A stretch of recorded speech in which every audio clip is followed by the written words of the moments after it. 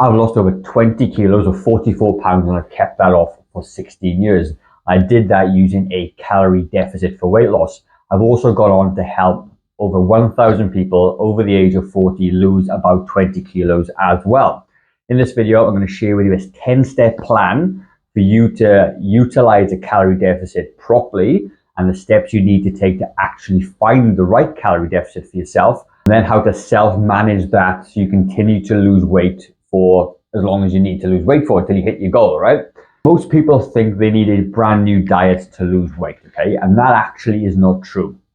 What I've learned after doing this for such a long time, going through it personally and helping other people, is that people already have a diet, okay? You already eat every single day. What we need to do is try and understand your diet a little bit better, then seek to make that diet better. And the reason being is that when people start new diets, people like, ketos and, all the other stuff, intermittent fasting, generally people stop the diet because they can't continue to do it for a long period of time.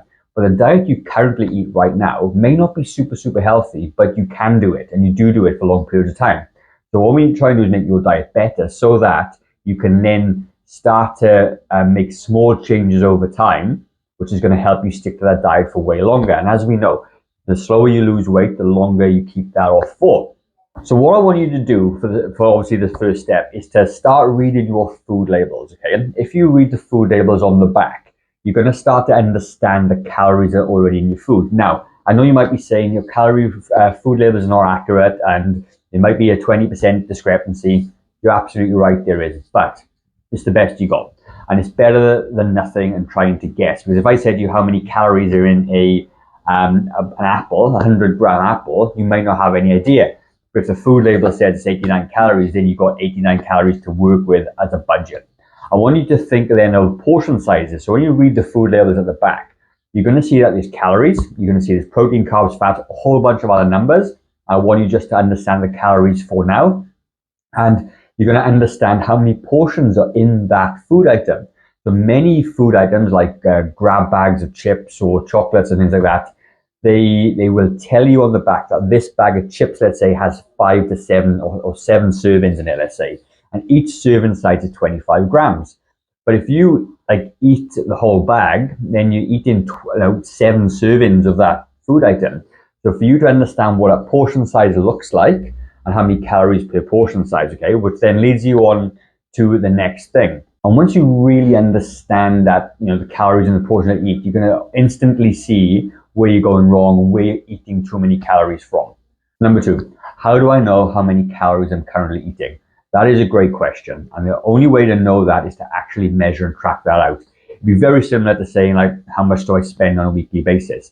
If you didn't check your bank balance or anything else, you wouldn't have a clue how much you spend. You're not going to be able to add those numbers up. But if you check your bank balance on a weekly basis, it means that you're not going to go into debt, and therefore you can accurately track your finances, your bills, your expenses. Very similar to this, okay? So what you're going to do is, for 3 to ideally 7 days, okay, 3 is a minimum, you're literally going to get a food diary. You're going to get a diary of notepad, and you're going to write down all the foods that you eat every single day.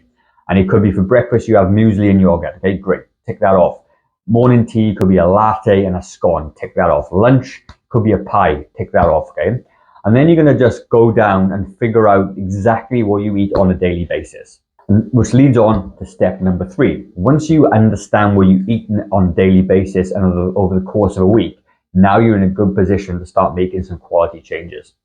And now you have your diet, we need to understand the calories. So the first 3 to 7 days, you know what we're doing. Next 3 to 7 days, what you're going to do then, you're going to weigh out your portion sizes. So you understand that each food that you eat has a portion attached to it and the calories attached. Then you're going to use a simple app like MyFitnessPal, for argument's sake. And all you're going to do is you're going to track all the foods that you eat. Every single piece of food has calories, and you're going to weigh that out. So what does 30 grams of peanut butter look like? Okay, well, you weigh it out, 200 calories. A banana, 100 grams, 100 calories. One sausage, 250 calories for 80 grams. You're going to keep on doing that until you understand then all the calories that are in the diet that you currently eat. Then what you're going to do over the course of 7 days, you're going to take a stock take. You're going to work out the average and you go, well, on average, at the moment, with my current diet, I'm eating about 2,300 calories per day.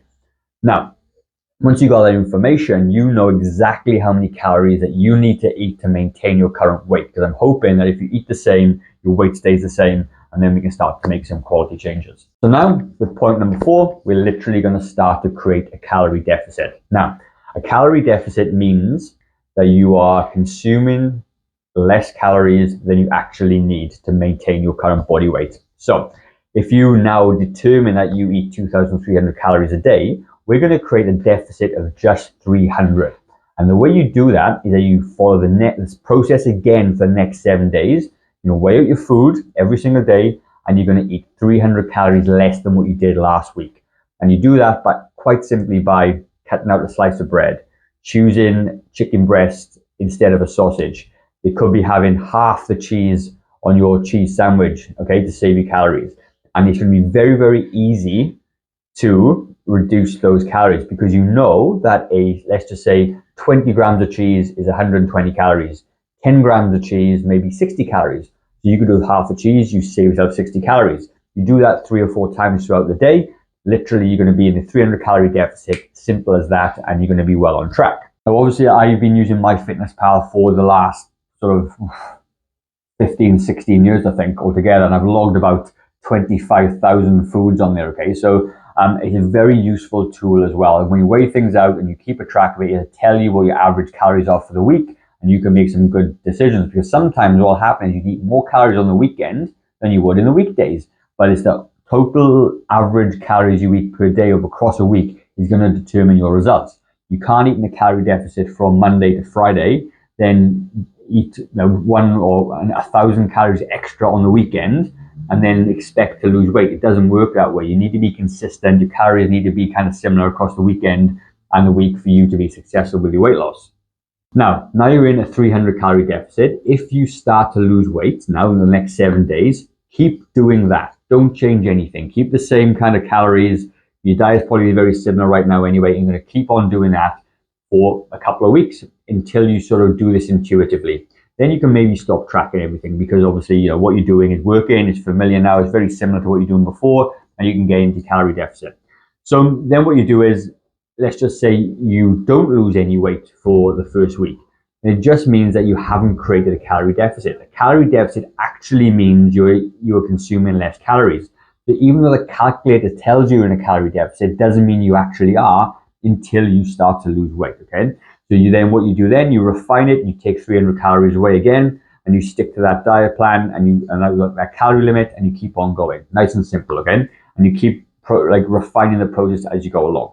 If you find it hard to eat those new low calories, so let's just say you find it difficult to eat 2,000 calories because of the diet that you eat is high in calories by nature, then you're going to start to swap foods out for low calorie foods. Now, if you would like a list of a whole bunch of low calorie foods, comment down below low calorie, and I have a really cool guide I can send you. You can quickly look at it as a reference, and you can get that. You can quickly look it up as a reference, and you can understand without having to search on Google for it. It's all there written down for you. Some examples of a low calorie items might be fruit instead of nuts, and the reason being that fruit has 4 calories. The carbs in fruit are 4 calories per gram. But nuts are high in fat, therefore that's 9 calories per gram. A tiny handful of peanuts like this is about 180 to 200 calories. You can eat a whole piece of fruit for about 80 to 100 calories, which may be 2 or 3 times the volume of those nuts. It's going to keep you fuller for longer. It's going to be more satiating, and you're going to eat less of that over time, immediately putting you in a calorie deficit. Now, the next thing we're going to look at is number 9. 9, okay? And we're talking about exercise. So if you currently exercise, that is great. Keep doing what you do. But to be in a deficit from exercise now, you need to exercise a bit more than what you're doing. And it could simply be, a couple of extra walks per week. Now, what we're going to try to aim for, let's just say we're going to, walk every day, because that's the easiest barrier to entry, essentially. If you walk 20 minutes per day, which is about 150 minutes of cardio per week, you can get 2 benefits. You're going to burn off about 100 to 150 calories per walk, and you're going to be improving your cardiovascular system to give you more energy, to burn more calories efficiently, And ultimately what's going to happen is you're going to put yourself in a better calorie deficit. So let's just say you take 300 calories from your food, 150 calories from walking every single day. You are now in a 450 calorie deficit. That deficit alone is enough for you to start losing half a kilo per week, all right? And if you stick with that for long enough, you're going to find yourself losing, quite a few kilos. And then what's going to happen is it's going to plateau, because now your energy balance is all matched. So therefore your calories out and your calories in are now keeping you at your new weight. When you want to go past and lose a bit more weight, then you do a couple of things. You eat a little bit less, you walk a little bit more. And that's how calories work, because at the end of the day, a 65 kilogram person consumes less calories than a 120 kilogram person. So the lower in weight that you come, the less calories you actually need to do that. Where a lot of us think that we can eat the same calories and lose weight forever, it actually is not the case, okay? It actually adjusts as you go down. Now, step number 10, what do you do now? You refine the process. You keep revisiting it and you keep going back to it and you make things better, make things better. And this is the time when you start to kind of experiment new things. You may want to try intermittent fasting. You may want to try a higher protein diet. You may want to try and introduce more vegetables or more fruit or whatever that is for you to make your diet healthier. Because just because you're in a calorie deficit doesn't mean it's a healthy diet. And this is the opportunity. Now, this might take you 6 to 8 weeks to kind of figure this out. Then you're going to refine it to make it better so you can become a healthier individual as well as being, carrying less body fat. So this is the exact 10-step process I use with my clients to help them lose weight and keep it off for long periods of time. A lot of people go on a diet, they do it for 2 or 3 weeks, they lose a bit of weight, then they stop, and they don't really understand why that diet worked in the first place. But what I'm trying to explain to you is the actual process that you need to be able to lose weight forever, not just for 4 or 5 weeks for a holiday, okay? So I know it's a lot to digest. This is hard work. I'm not going to pretend and say it's easy, because it isn't. But I promise you, if you just put the little bit of work in to do this, to understand your calories, your portion sizes, weigh out some food so you know what a portion size looks like, it will go so much further than blindly following the next fad diet, which ultimately you're going to fall off the wagon within the next 2 or 3 weeks because it's too hard. So I would love to hear your thoughts on that. Give me some comments down below. Let me know what you think. If you would like that list of low-calorie snacks and foods, I'm happy to send that across. So just leave a comment asking for that, and I will send it across. There's a video up in the top corner, which I think you would really enjoy. And that video is walking 10,000 steps a day enough to lose weight? Okay, so watch that video to explain the calorie deficit a little bit more. But ultimately, see you on the next video, and I look forward to seeing how you get on.